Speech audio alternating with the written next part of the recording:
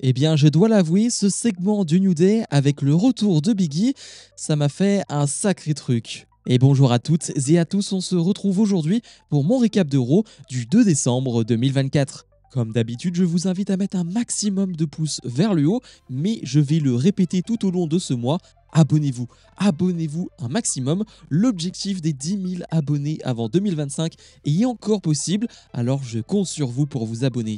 Et ce Raw va s'ouvrir avec CM Punk. Il va croiser en coulisses Jey Uso et Sami Zayn qui hésitent à lui serrer la main avant d'accepter. Il revient rapidement sur les Survivor Series et évoque son avenir. Royal Rumble, Elimination Chamber, il ne le dit pas mais on imagine WrestleMania 41 tout en pointant du doigt un logo invisible en l'air. Mais il est finalement interrompu par Seth freaking Rollins. Rollins dit qu'il n'était déjà pas ravi de le revoir revenir à la WWE il y a un an, et il ne l'était encore plus ce week-end quand il l'a vu faire équipe avec Roman Reigns au Survivor Series. Rollins aurait dû le mettre KO il y a un an, il aurait dû régler ce problème plus tôt, c'est un problème personnel. CM Punk lui dit que non, il n'y a plus rien de personnel entre les deux. CM Punk voulait le titre de champion du monde de Seth Rollins, mais aujourd'hui, Rollins n'est plus champion, alors il n'en a rien à faire de Seth Rollins. Finalement, l'échange va se terminer en bagarre. Sami Zayn, Jey Uso et plusieurs officiels vont venir les séparer. Mais le segment va continuer puisque Seth Rollins va s'en prendre verbalement à Jey Uso, ce qui va rendre Sami Zayn furieux. Rollins va s'excuser, il s'est emporté, mais il va dire à Sami Zayn quelle est ton excuse à toi. Pourquoi toi tu es revenu faire équipe avec Roman Reigns? Toi, tu n'es pas de la famille de Roman Reigns. Il en est certain, Roman Reigns n'a pas changé, il ne s'est même pas excusé. Zayn lui rappelle qu'il a refusé 2 fois de faire équipe avec eux et que s'il avait accepté, il n'aurait pas eu à faire équipe avec CM Punk. Il lui rappelle aussi que c'est lui qui a créé ce monstre en parlant de Roman Reigns il y a 10 ans en lui portant cet énorme coup de chaise. Rollins rappelle à Zayn que lui aussi a porté un coup de chaise à Roman Reigns mais ne lui en veut pas, c'était la chose à faire. Le ton va finalement monter entre les deux et Sami Zayn va défier Seth Rollins pour un match plus tard dans la soirée.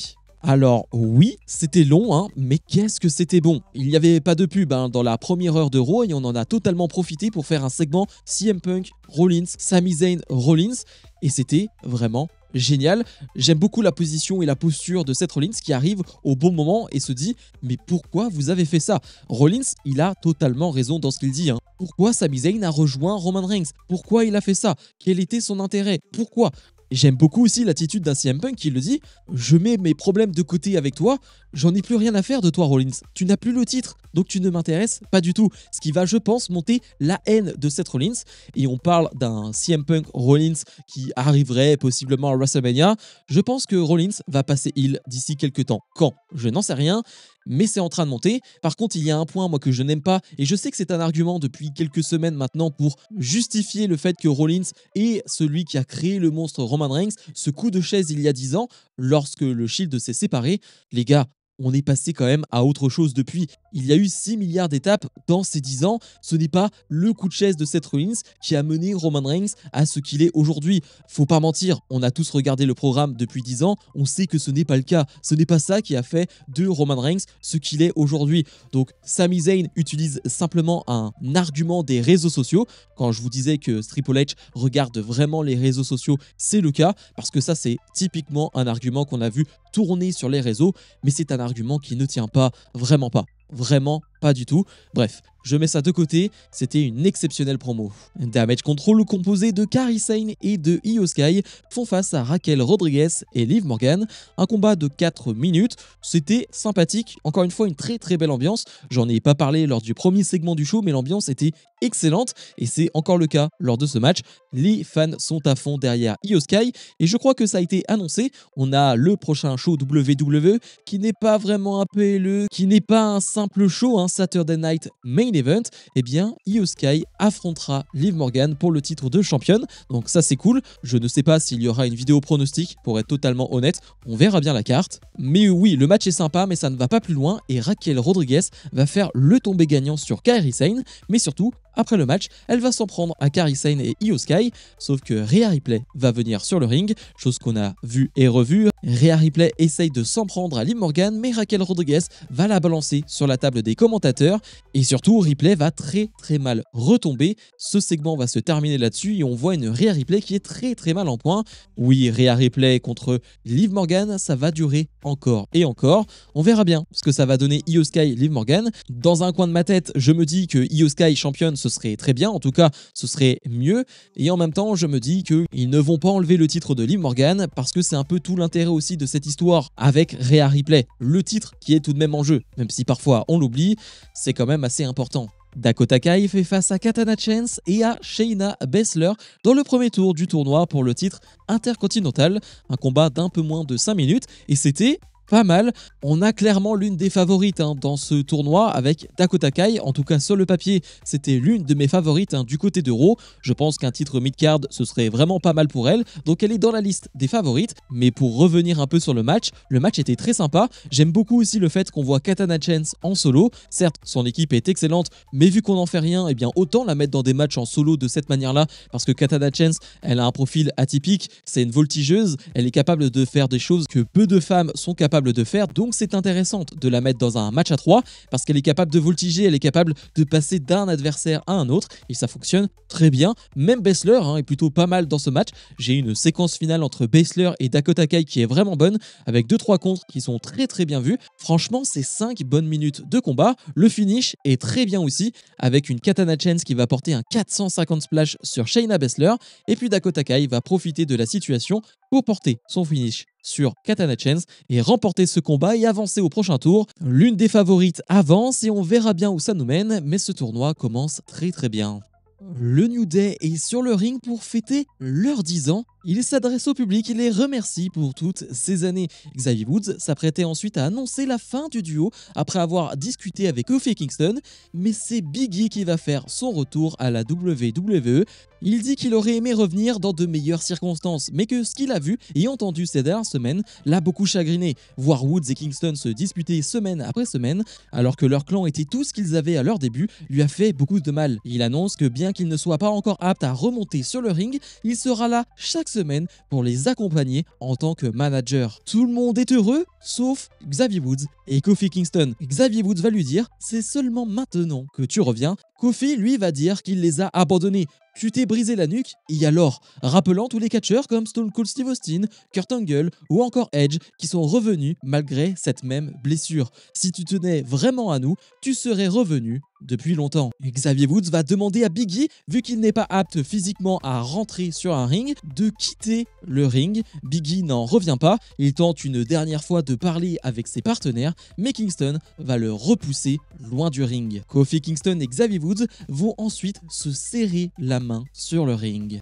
Alors je pense qu'on avait imaginé tous les scénarios possibles pour ce segment, mais celui-là, pas vraiment. J'avais pas imaginé un Kofi Kingston et un Xavier Woods qui allaient faire alliance à nouveau, et cette fois-ci contre Big E.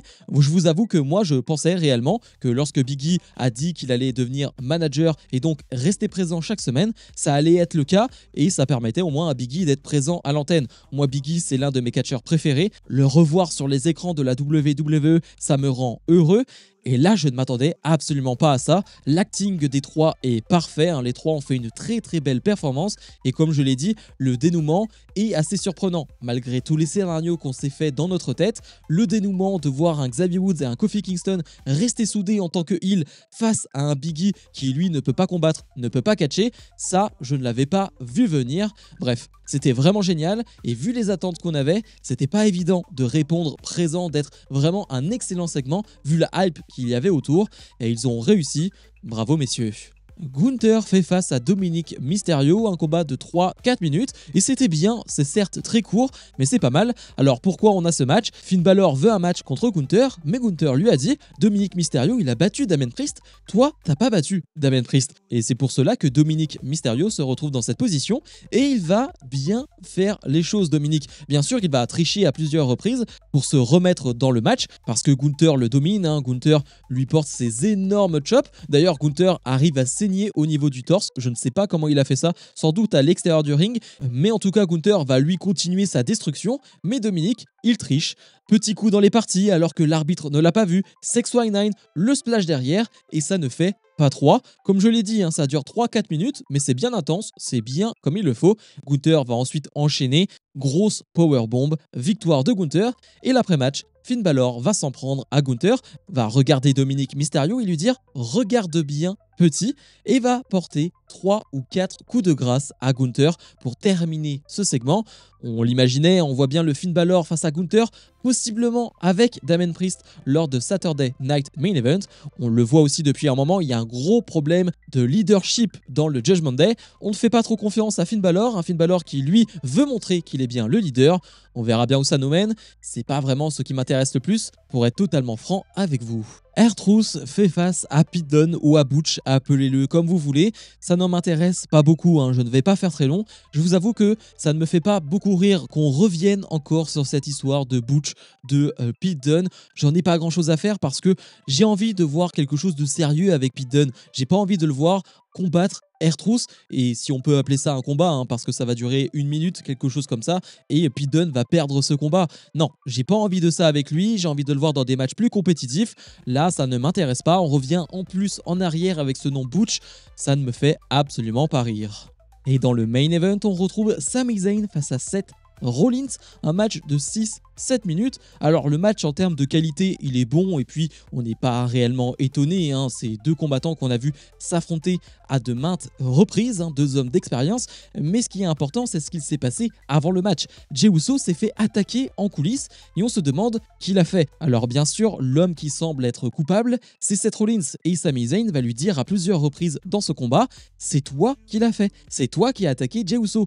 Sauf que Seth Rollins, eh bien il paraît plutôt crédible, il va lui dire que non, que ce n'est pas lui. Lui n'a pas fait ça, jusqu'à la fin du match où Sami Zayn est énervé à tel point qu'il va sortir une chaise pour s'en prendre à Rollins, mais Rollins va lui dire à nouveau, en étant au sol, ce n'est pas moi, je n'ai pas attaqué Jey Uso. Seth Rollins va profiter de ce moment pour porter un roll-up sur Sami Zayn, d'ailleurs très très mal filmé, et Rollins va remporter ce combat. Après le match, il le redit à Sami Zayn, ce n'est pas lui qui a attaqué Jey Uso. Rollins va lui s'en aller, et puis quelqu'un va venir, quelqu'un qui va faire son retour, c'est Drew McIntyre qui va s'en prendre avec un Claymore à Sami Zayn. J'aime beaucoup le fait que Joe Tessitore, le commentateur de Raw, avant que Drew McIntyre enlève sa capuche, eh bien dise que c'est Drew McIntyre parce qu'on a vu le Claymore, on sait très bien que c'est Drew McIntyre et il nous fait pas un coup de « Oh non, c'est lui, non, c'est lui », il nous joue pas un coup de surprise ou quoi que ce soit, non. Et petite parenthèse, j'aime beaucoup ce qu'il fait depuis des semaines et des semaines.